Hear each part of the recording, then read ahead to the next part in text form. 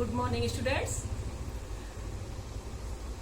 Summer vacation होने के बाद आप लोग ने अच्छे से एंजॉय करने के बाद एक बार फिर से क्लासेस में आप सभी का स्वागत है। मैं रेनू वर्मा और आप लोगों की नई हिंदी टीचर हूँ। तो आज से हम लोग हिंदी पढ़ना शुरू करेंगे। तो सबसे पहले हम लोग हमारी जो बुक है अनुगुंज, आप लोग उसको ओपन करके रखिए और उसका हम लोग सबसे पहले चैप्टर 3 जो है यानी कि पार्ट 3 खेल दिवस, उसको हम लोग आज शुरू करेंगे। पेज नंबर है 24। ठीक है, तो हम लोग आज इसके बारे में शुरू करेंगे। तो आप पहले पेज 27 खोलिए, उसमें नीचे जो दे रखा है आओ ये भी जाने, उसमें आपको पाठ के विषय में बता रखा है कि पाठ में क्या क्या दिया हुआ है, क्या पाठ किस विषय में है। तो हम लोग उसके बारे में देखें तो खेल दिवस तेत्सुकी कुरियानागी की पुस्तक तोत्तो चान से लिया गया एक संस्मरण है। संस्मरण का क्या मतलब होता है? जब हम अपनी किसी याद के विषय में लिखते हैं, यानी कि कोई याद जो होता है, संस्मरण जो हमको अच्छी तरह से याद है, तो हम उसके बारे में, ये संस्मरण जो है वो एक जापान का संस्मरण है, जापान की कहानी है ये। और इसके जो लेखक हैं वो है, लेखिका है तेत्सुकी कुरियानागी, और उनकी बहुत ही एक प्रसिद्ध पुस्तक है तोत्तो चान, उससे लिया गया है।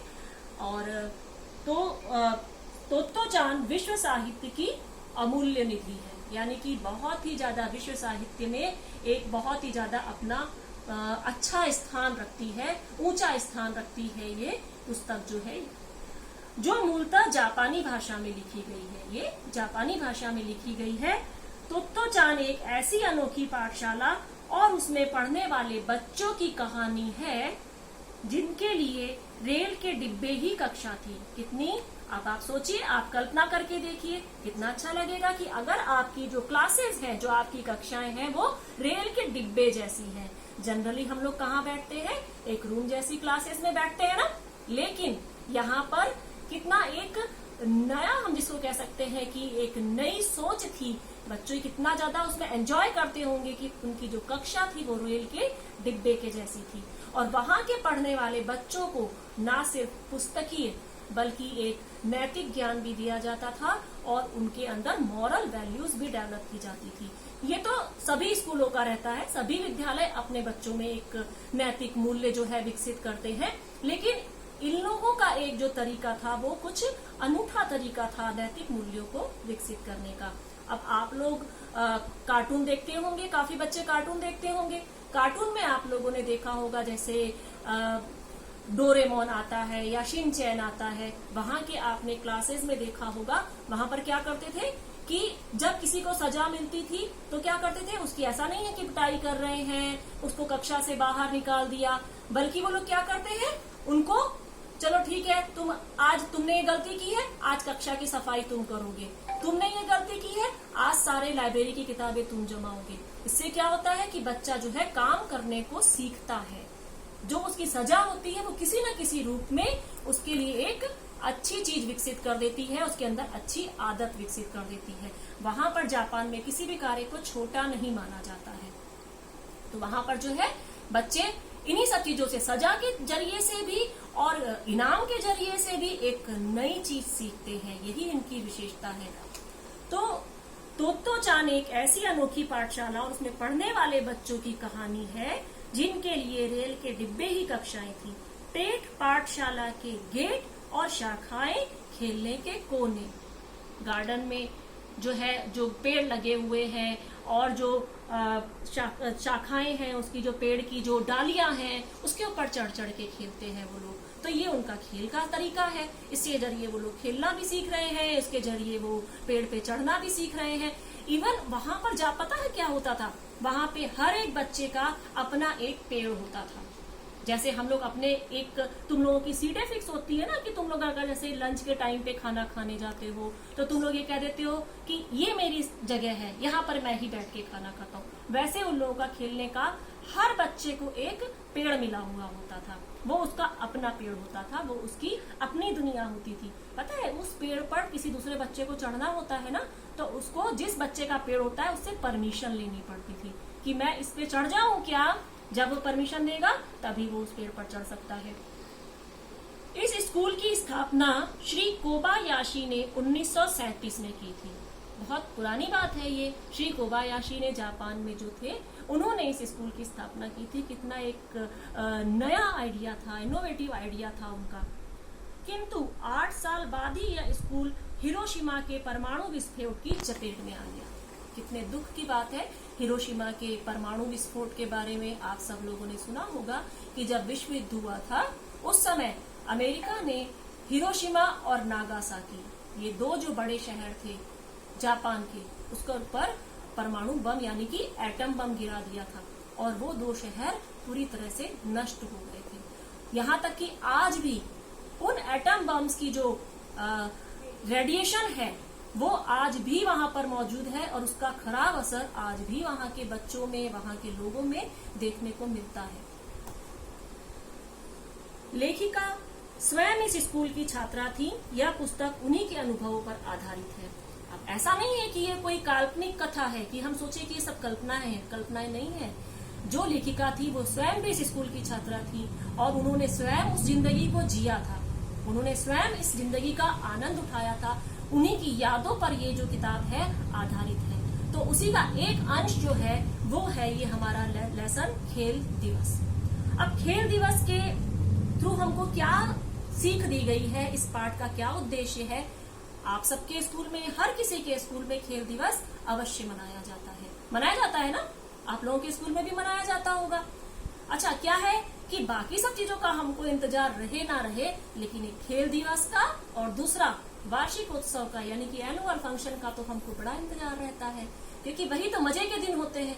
और उसमें से भी जो खिलाड़ी होते हैं, यानी कि जो स्पोर्ट्स वाले बच्चे होते हैं, उनके लिए तो खेल दिवस यानी कि स्पोर्ट्स वीक या स्पोर्ट्स डे जो भी आपके यहाँ मन रहा है, वो किसी उत्सव से कम नहीं होता है। क्योंकि कोई भी बच्चा हो, विश्व का कोई भी बच्चा हो, हर किसी को खेलना तो बहुत पसंद होता है। किसको नहीं पसंद है खेलना? आपको भी पसंद होगा खेलना ना, सभी खेलते हैं। खेल दिवस में हम लोगों के यहाँ भी तरह तरह के खेलों का आयोजन होता है। अच्छा, खेल का क्या महत्व होता है? खेल का अपने जीवन में विशेष महत्व होता है। क्यों महत्व होता है? क्योंकि खेल हमारे शरीर को, हमारे मन को स्वस्थ रखता है। जब हम खेलते हैं हमारी कसरत होती है, हम भागते दौड़ते हैं, हमारी कसरत होती है, तो उससे हमारा स्वास्थ्य अच्छा रहता है। उसके अलावा क्या होता है कि खेल दिवस में जो हम खेल खेलते हैं, तरह तरह के खेल खेलते हैं, इससे एक तो हमारी प्रतिभा निखर कर सामने आती है, हमारा टैलेंट निखर के सामने आता है। उसके अलावा हम जो है, एक हमारे अंदर खेल भावना आती है। खेल भावना क्या होती है कि हम कैसे आपस में मिलकर एक दूसरे के साथ खेल रहे हैं। जैसे जो टीम वाले खेल होते हैं, उनमें क्या होता है कि हम अगर अपना अकेले का सोचेंगे कि सिर्फ मैं अकेला खेल लूं, तो हमारी टीम हार जाएगी। जैसे फुटबॉल है, वॉलीबॉल है, क्रिकेट है, इन सब में अगर कोऑर्डिनेशन नहीं होगा ना, तो हम हार जाएंगे, हमारी टीम हार जाएगी। क्योंकि ये कोऑर्डिनेशन, आपस में समन्वय बहुत जरूरी है। और ये समन्वय होगा तो हम लोगों के बीच में आपस में दोस्ती बढ़ेगी, है ना। हम लोगों के अंदर एक अच्छी भावना आएगी, एक दूसरे की मदद करने की भावना आएगी। तो इस तरह से खेल दिवसों का जो आयोजन किया जाता है स्कूल में, वो क्यों किया जाता है? क्योंकि बच्चों के अंदर इस रूप में एक नैतिक मूल्य विकसित होते हैं। बच्चों का स्वास्थ्य तो अच्छा होता ही है, उसके अलावा पूरे साल जो हमने लगातार पढ़ाई की है, उसमें से, उस मोनोटोनस लाइफ में से हमको एक ब्रेक मिलता है, एक हम उत्सव वाला माहौल आ जाता है। और फिर क्या होता है, जब हम इनाम जीतते हैं, कितनी खुशी होती है। चाहे वो एक हमने 3rd प्राइज जीता है, चाहे हमने कंसोलेशन प्राइज जीता है, लेकिन हमको खुशी होती है ना, बहुत खुशी होती है। और तो और हम ना भी जीते, अगर हमारा कोई दोस्त भी जीत जाए तो भी हमको बराबर से खुशी होती है। और अगर हमारी टीम जीत जाए और उसमें से भी अगर हमारा हाउस जीत जाए, वाह, फिर तो कहने ही क्या है, हम किसी 7वें आसमान पे होते हैं ना। तो यानी कि दूसरे की जीत से भी हमको खुशी हो रही है, तो यहाँ पर हमारे अंदर एक खेल भावना विकसित हो रही है। तो इसी विषय पर ये जो कहानी है, यानी कि ये जो संस्मरण है खेल दिवस जो है, इसका इसी विषय में बताया गया है। अच्छा, एक बात और है कि जब हम खेल भावना के साथ खेलते हैं और जो बच्चा जिसके अंदर अगर थोड़ी सी भी हीन भावना होती है, वो जीतता है, दौड़ता है, भागता है, किसी भी तरह से अगर वो खेल लेता है, तो उसके अंदर से वो हीन भावना समाप्त होती है। कई बार क्या होता है कि कुछ बच्चे ऐसे होते हैं जो हो सकता है कि पढ़ने में होशियार ना हो, लेकिन खेल में अव्वल हो, है ना, बहुत सारे प्राइजेस जीत जाते हैं वो लोग। तो उनके अंदर एक जो ये हीन भावना होती है कि मैं क्लास में जब एग्जाम हो रहे हैं, मेरे कम मार्क्स आ रहे हैं, मैं एक सब्जेक्ट में फेल हो गया हूँ, उनके अंदर जो ये हीन भावना होती है, वो हीन भावना खेलों में अगर वो फर्स्ट आ रहा है उस समय तो वही हीरो होता है ना। कोई जरूरी नहीं है कि जो क्लास में फर्स्ट आ रहा है वही कोई है सारे खेलों में भी फर्स्ट आ जाएगा, कोई जरूरी नहीं है। हो सकता है कि जो स्पोर्ट्स पर्सन होता है वो मैन ऑफ द ईयर बन जाता है वो बच्चा, तो क्योंकि वो बहुत सारे एक के बाद एक इनाम जीत रहा है, पूरे स्कूल में उसी का नाम हो रहा है, अरे वाह राहुल राहुल, यही तो सारे जीत के, अरे तुमने सुना उसने तो 6 इनाम जीते, अरे तुमने सुना, अरे आज का तो वही हीरो है, राहुल है उस टीम में, मतलब जीतना ही जीतना है ना। तो वो तो फिर चाहे क्लास में कम मार्क्स भी लेके आ रहा हो, लेकिन उस समय का तो वही हीरो हो जाता है। तो उसके अंदर एक जो है हीन भावना खत्म होती है और एक अच्छी भावना विकसित होती है। तो आज जो हम ये चैप्टर पढ़ेंगे, आप लोग अपनी कॉपी को बुक को खोल के रखिए और अपनी कॉपी भी निकाल के रखिए। तो हम पहली लाइन पढ़ते हैं। हर साल 3 नवंबर को तोमोए में खेल दिवस मनाया जाता था। तोमोए एक जगह का नाम है, वहां पर खेल दिवस का यानी कि स्पोर्ट्स डे का एक डे फिक्स था, यानी कि हर साल 3 नवंबर को वहां पर स्पोर्ट्स डे मनाया जाता था। जैसे दूसरी कई चीजें तोमोए में अलग ही होती थी, खेल दिवस भी वहां का अनूठा ही होता था। हर तरह से मतलब वहां के स्कूल की बताया, जैसे कि आगे हमने कि वहां की कक्षाएं अलग तरह की हैं, वहां की कक्षाएं रेल के डिब्बों जैसी हैं, तो वहां पे खेलने के लिए बच्चों के लिए पेड़ निर्धारित हैं, है ना, शाखाओं पे वो खेल रहे हैं, यानी कि स्कूल हर तरह से अलग है। उसी तरह से एक वो नई चीज जो थी उनके खेलों में भी देखने को मिलती थी। अब हम लोगों के यहाँ जो खेल दिवस होते हैं उसमें कौन कौन से खेल होते हैं, कौन से होते हैं, जैसे कि क्रिकेट है, फुटबॉल है, वॉलीबॉल है ना, और क्या होता है, छोटे बच्चों का फ्रॉग रेस भी होता है, उसके बाद सैक रेस भी होता है ना, तो ये सब रेस होती है।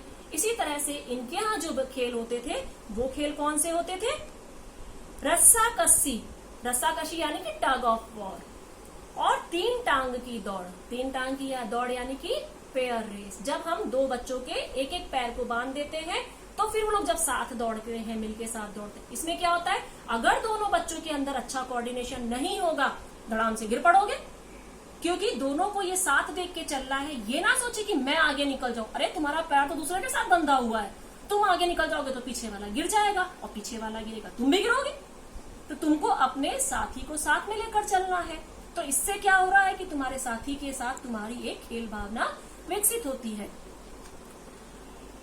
इसके अलावा जो दूसरे स्कूलों में भी खेले जाते थे, ये खेल तो सभी स्कूलों में होते हैं, इसके अलावा बाकी सभी खेल दौड़ अलग ही थे, वहां पर अलग तरह के खेल होते थे। कैसे होते थे, उन्हें इजाद किया था हेडमास्टर जी ने। अब जब स्कूल अलग तरीके का था, सीधी सी बात है कि उनके जो हेडमास्टर थे वो भी नई सोच वाले होंगे, तभी तो वो नई नई सोच की चीजें लाते होंगे। इन खेलों के लिए कोई खास उपकरण नहीं चाहिए होता था।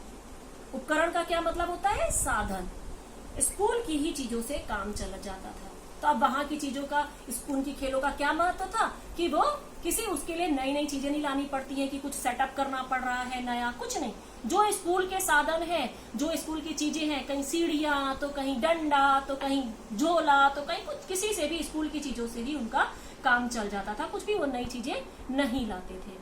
ठीक है, तो अब आप आगे के जो पैराग्राफ है वो हम लोग अगली कक्षा में पढ़ेंगे। अभी आप लोग जो है इन क्वेश्चंस को नोट कर लो और इनके आंसर्स आप अपनी कॉपी में लिखेंगे। तोमोए में खेल दिवस कब मनाया जाता था? दूसरा प्रश्न है, खेल दिवस पर होने वाले खेलों को किसने इजाद किया था? और तीसरा प्रश्न है, तोमोए में होने वाले खेलों की विशेषता क्या थी? तो आप इन तीनों प्रश्नों का उत्तर लिखेंगे। अगली क्लास में हम पहले इन आंसर्स को डिस्कस करेंगे, उसके बाद हम अपनी आगे की कक्षा शुरू करेंगे।